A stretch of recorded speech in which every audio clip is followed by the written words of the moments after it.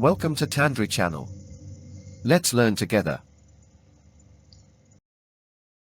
Bismillah, Assalamualaikum warahmatullahi wabarakatuh. Jumpa lagi bersama Tandri Channel. Kali ini kita akan membahas mengenai langkah-langkah uji T2 sampel berbeda atau Two Independent Sample T-Test dengan menggunakan software Stata. Nah,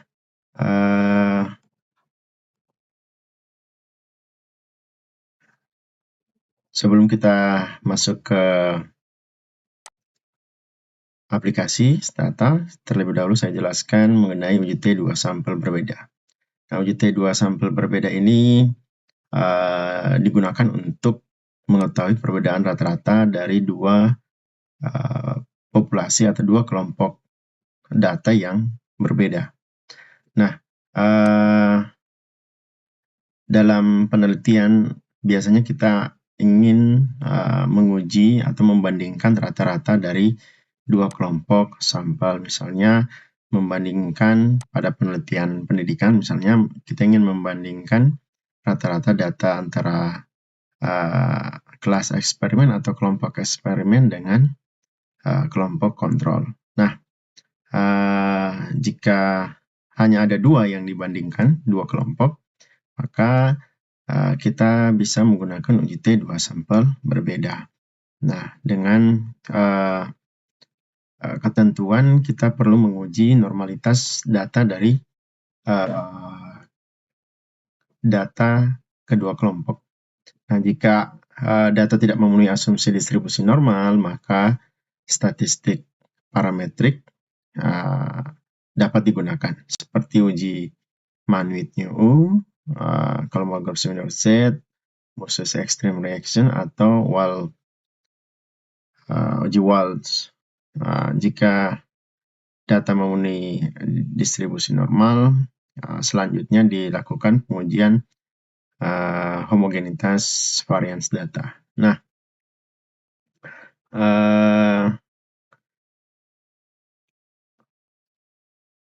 kedua kelompok data dimodelkan dapat dimodelkan menggunakan model regresi seperti ini, dan asumsinya adalah datanya berdistribusi normal. Ya.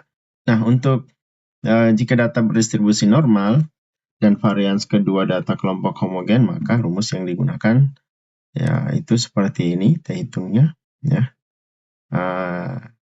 di mana rata-rata sampel dikurang kelompok pertama, sampel pertama dikurang rata-rata sampel kelompok kedua, dikurang dengan rata-rata populasi. Biasanya di sini ditulis, dihipotesiskan selisih populasinya adalah 0.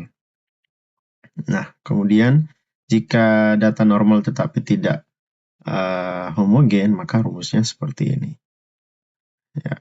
Nah, sekali lagi biasanya di sini dihipotesiskan rata-rata populasinya, selisih rata-rata populasinya itu 0.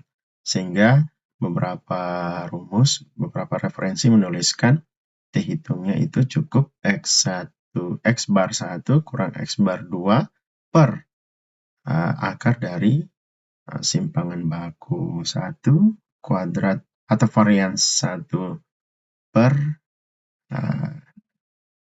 N1 tambah varians 2 per N2. Nah, kita langsung pada analisis datanya. Kita masuk, kita lihat datanya. Ya, misalkan datanya seperti ini. Ya. Jadi di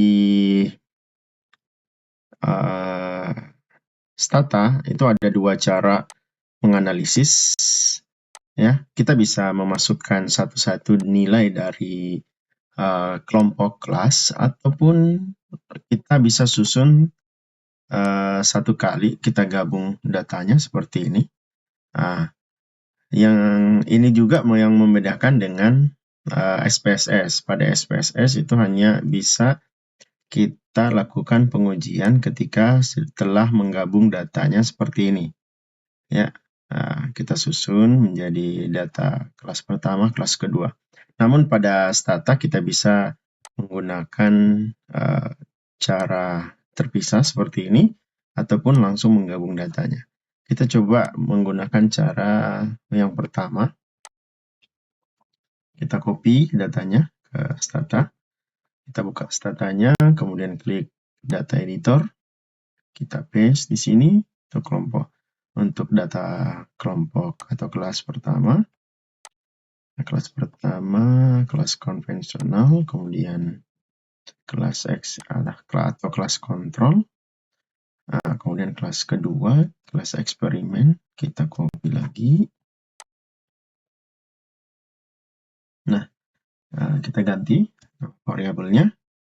Variabel pertama kita tuliskan kontrol, dan kita bisa menuliskan di sini secara jelas labelnya kemampuan berpikir kreatif matematis siswa yang diajar menggunakan model konvensional, model pembelajaran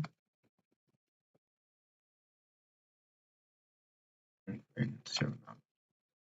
Walaupun pada laporannya nanti hanya name atau nama variabel saja yang akan nampak.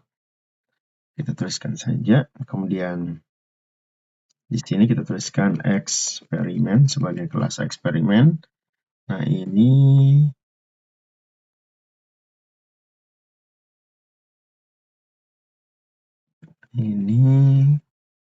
kelas eksperimen model pembelajaran PBL atau PBM, pembelajaran berbasis masalah. Nah, sudah, kita bisa minimize, kemudian kita kembali ke tampilan statanya. Langkah pertama kita perlu menguji normalitas kedua kelompok sampel. Nah,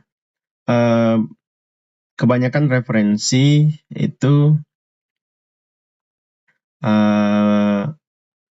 untuk uji normalitas dari data dua kelompok sampel yang berbeda itu dilakukan secara terpisah. Ada juga referensi yang mengatakan uji normalitas dilakukan setelah datanya digabung. Kita lakukan yang terpisah. Kita uji masing-masing normalitas datanya. Kita klik statistik, summary, dan seterusnya, distributional plot and test, kemudian klik Shapiro-Wilk normality test. Ada 3 yang ini, skewness kurtosis, Shapiro-Wilk, dan Shapiro-Franci. Kita pilih yang kedua, Shapiro-Wilk. Nah, kemudian di sini kita masukkan, kita pilih kelas kontrol dan eksperimen. Lanjut, klik OK. Nah, di sini keluar hasilnya, ya. Nah, hasilnya di sini seperti ini, ya. Jadi hipotesisnya sekali lagi H0-nya adalah data mengikuti distribusi normal, H1-nya data tidak mengikuti distribusi normal. Nah, jika datanya tadi nilai p-value-nya adalah 0,18 dan 0,207 untuk kelas eksperimen. Nah, jika probability-nya lebih besar dari 0,05, maka ini dikatakan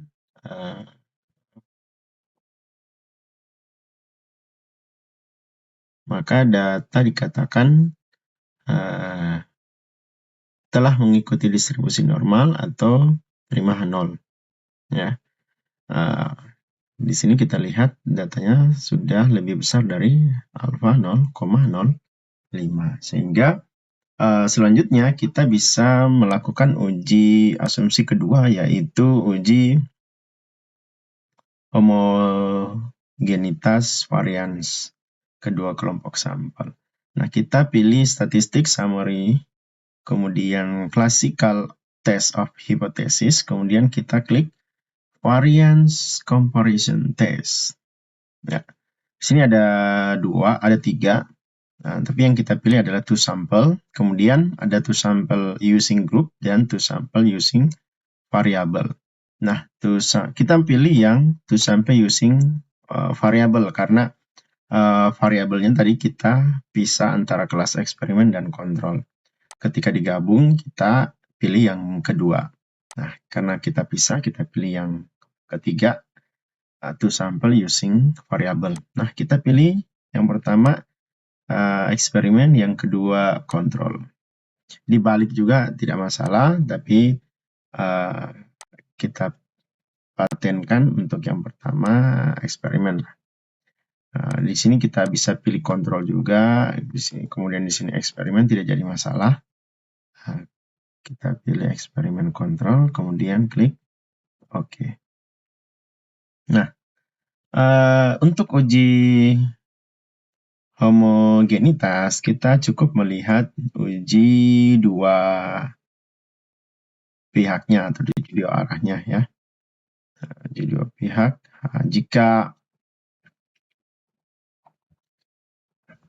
Jika signifikansi dari uji F-nya, probabilitasnya ya, itu lebih besar dari 0,05, maka dapat dikatakan terima H0. Nah, H0-nya adalah varians kedua kelompok data itu, atau varians kedua data pada kedua kelas homogen, ya. Atau dengan kata lain, kedua varians kelompok data, ya. Varians kelompok eksperimen dan kelas kontrol, varians kelas kontrol dan kelas eksperimen itu homogen. Ya. Di sini kita lihat nilai signifikansinya sebesar 0,78 ya. Nah, diketahui bahwa nilai probabilitas untuk data siswa pada kedua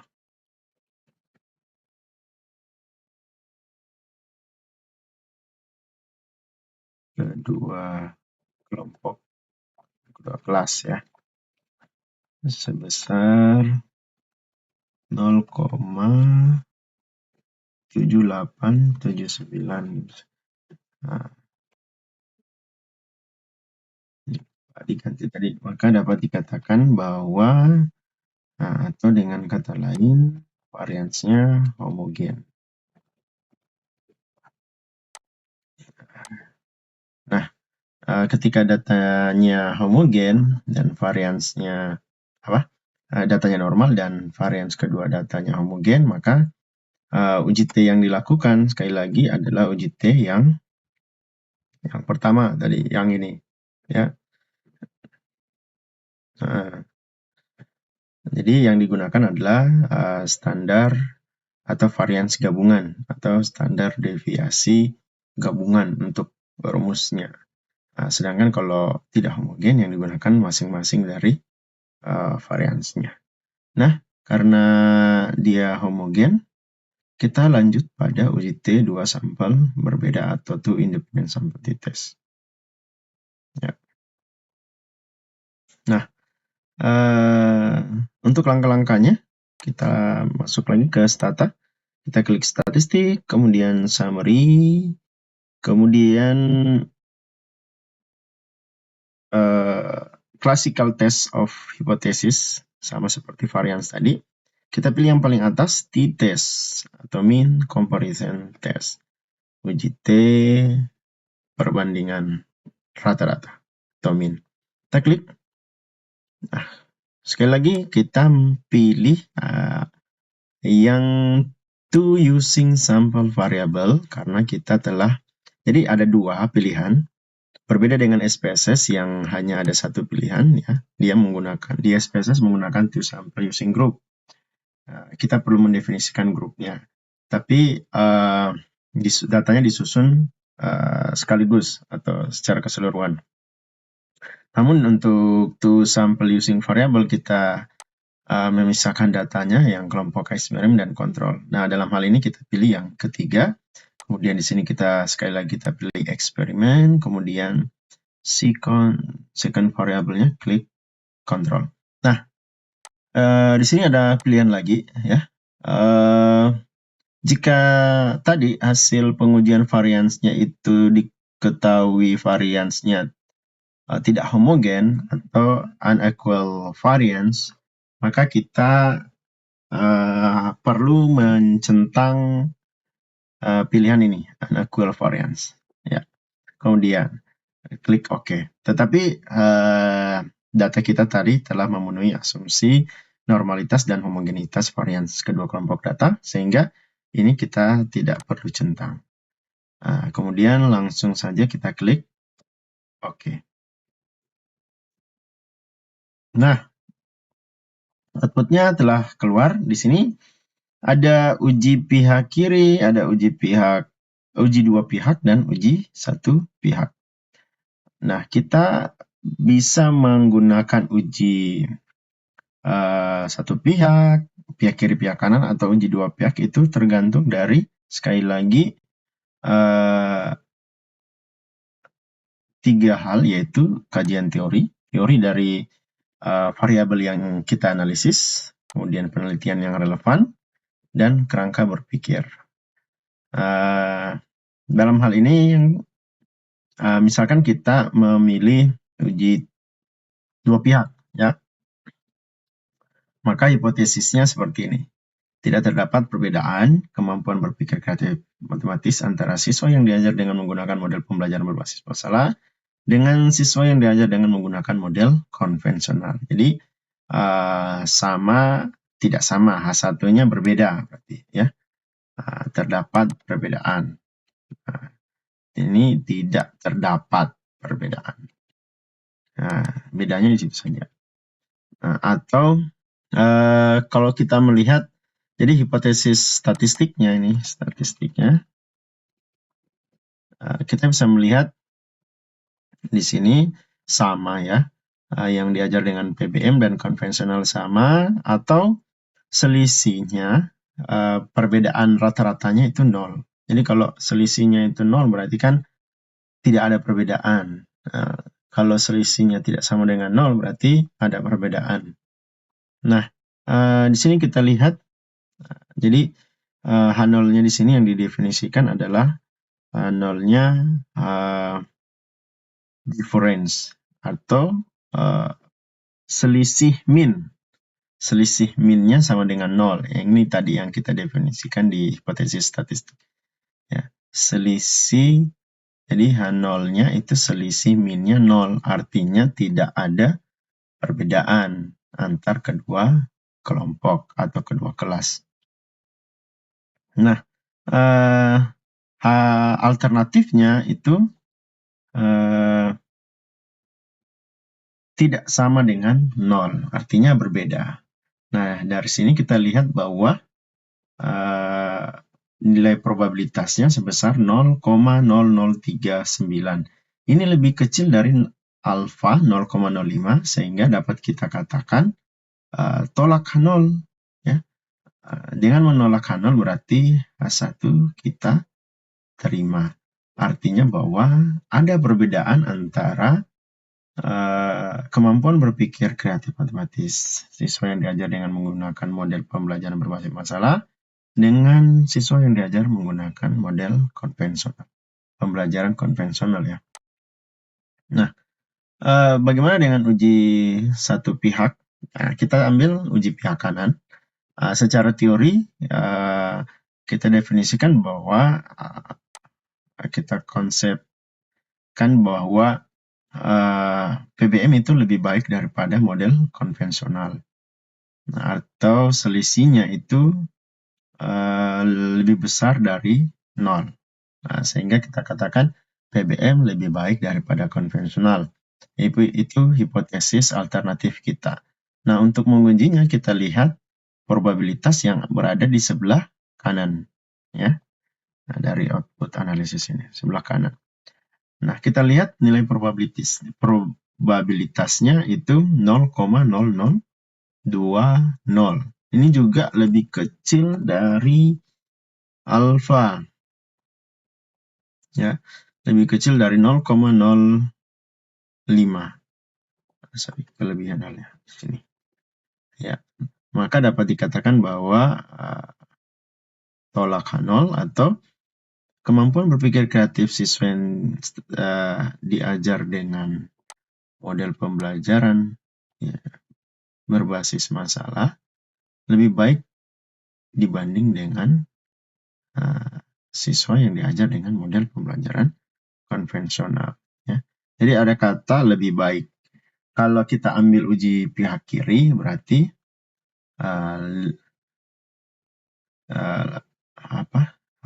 lebih atau kurang dibanding dengan model pembelajaran konvensional. Seperti itu. Nah, seperti yang saya jelaskan tadi, langkah-langkah untuk uji T2 sampel berbeda itu dapat kita lakukan dengan dua cara. Ya, cara kedua kita bisa menyusun, ya. Jadi data masing-masing kelompok kita susun ke bawah seperti ini, ya. Kelompok 1 sampai sini, kemudian kelas kedua, kelas eksperimen seperti ini, kita susun ke bawah, kita copy ke sini, ke statanya lagi. Nah, kita ganti variabel 3-nya ini jadi data KBKM. Jadi ini adalah data kemampuan berpikir kreatif matematis siswa. Ya, untuk F4-nya itu kita bisa tulis plus, ya, atau model pembelajaran yang digunakan seperti itu.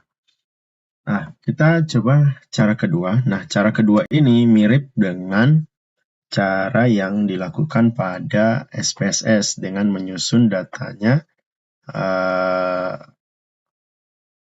disusun ke bawah datanya, ya. Kita klik statistik summary, kemudian classical test. Kita ke uji normalitas dulu. Jadi seperti yang saya jelaskan sebelumnya dan seperti teori seperti yang diungkapkan oleh Swandaya, sebenarnya model uji T2 sampel berbeda ini diasumsikan bahwa kedua sampel berasal dari distribusi normal. Nah, seperti ini. Nah, dimodelkan menjadi model ANOVA atau model regresi, ya, mirip dengan model pemodelan MANOVA. Nah, di sini yang diasumsikan bahwa data Y-nya itu adalah yang berdistribusi normal, ya.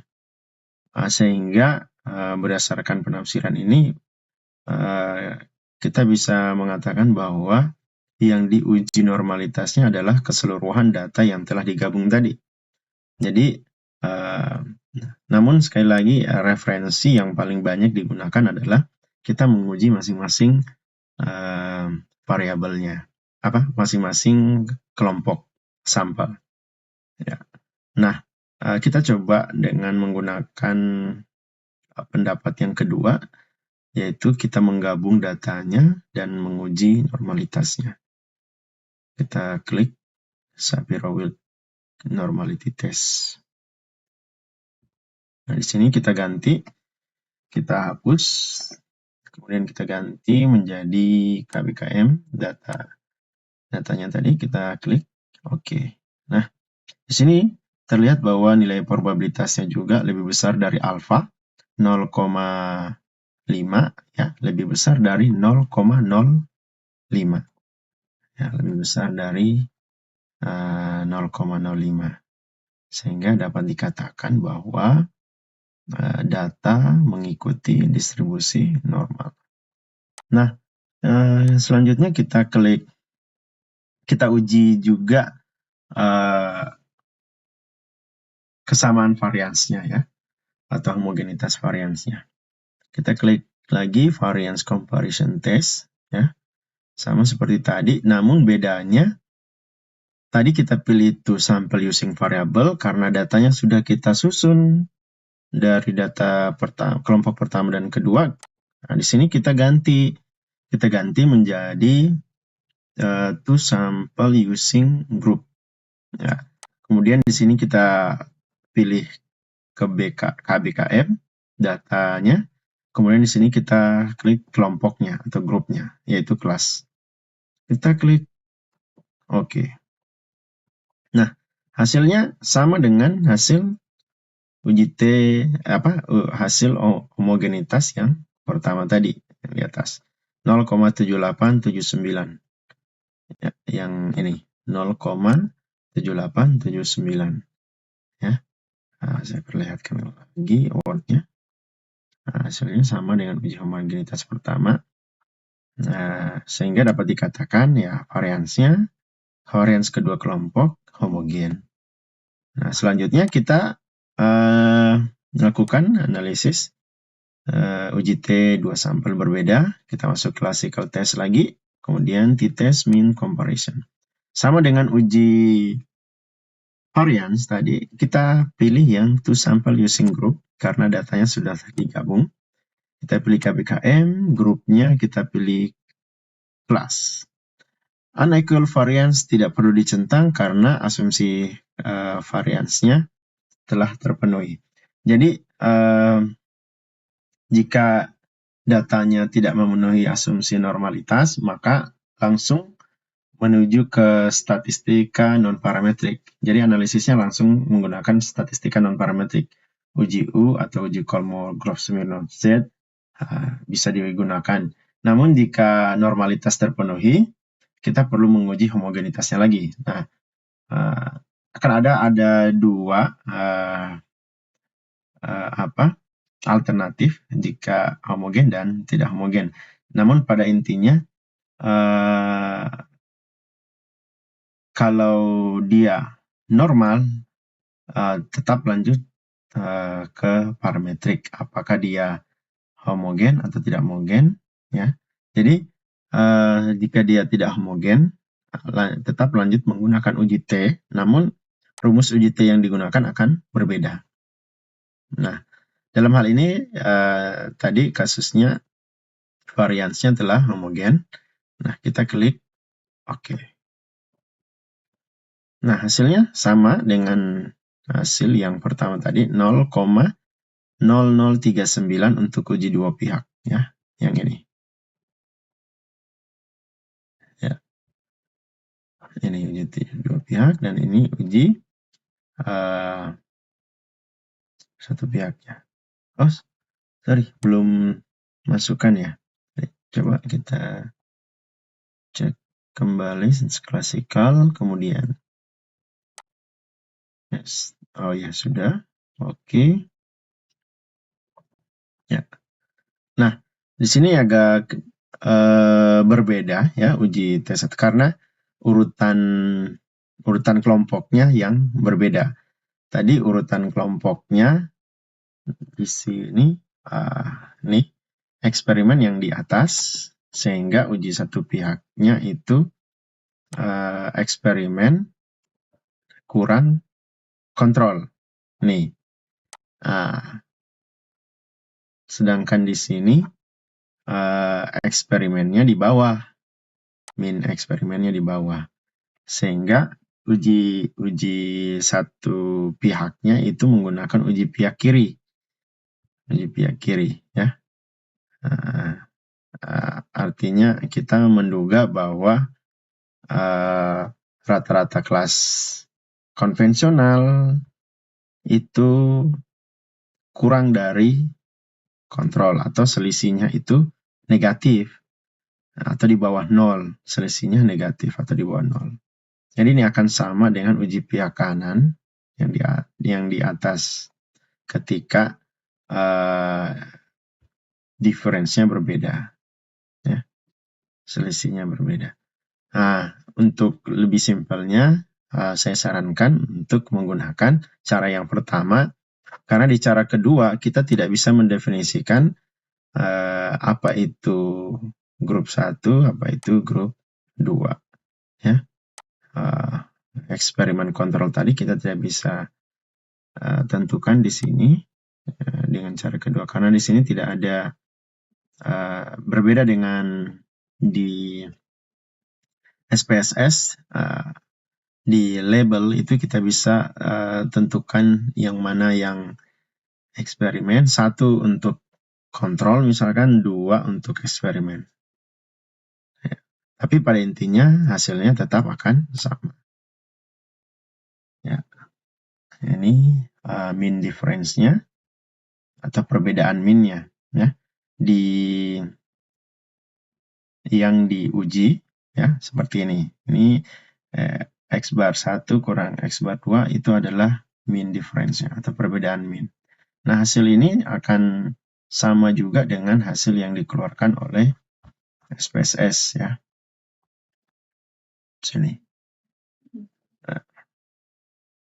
2,99.